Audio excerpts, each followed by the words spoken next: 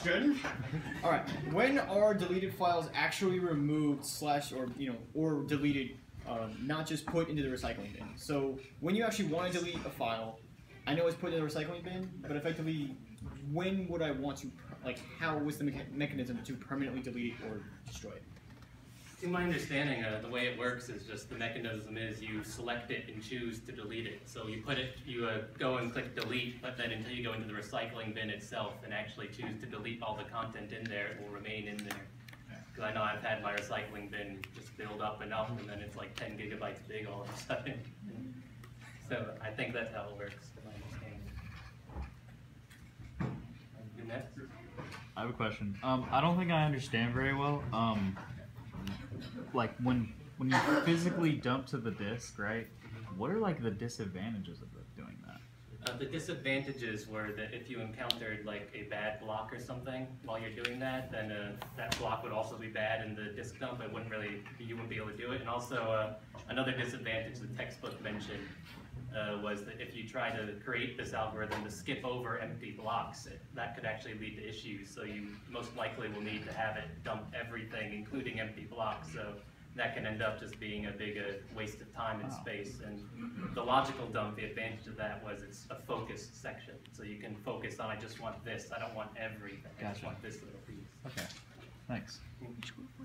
Two. How is the low inode count catastrophic?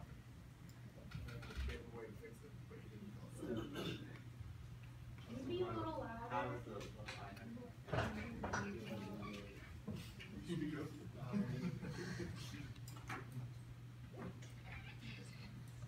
Could you repeat the question?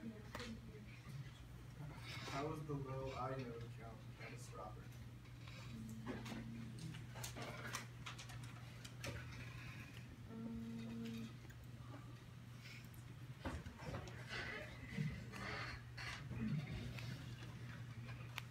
When I was researching through the book, I had the same question, and the book really didn't answer it, so I can't really answer that. Okay, I'm sorry.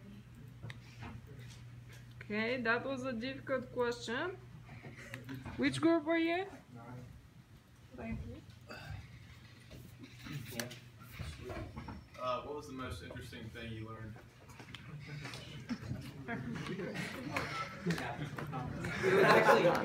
It was the fact that for the CD-ROM file system, when they were making the classification for the ISO, they ended up having problems with restrictions and stuff because they couldn't do things on MS-DOS.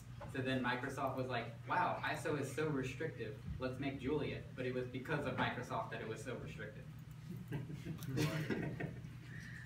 Okay, good question. Which group is it? Thank you.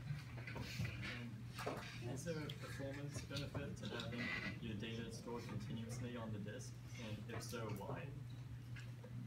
Well, that was just pretty much just to create and remove more files. That was literally that's just it.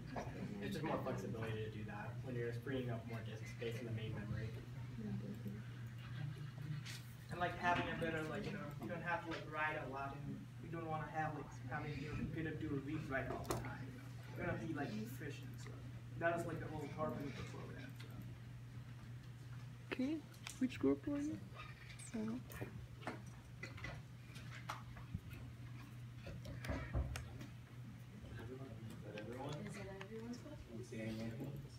What does FAT stand for? FAT32. Somebody say it here. File allocation table. Very good. Which group was that? And did we have group 6? Ask a question or? What would you guys say is the best file system, in your opinion?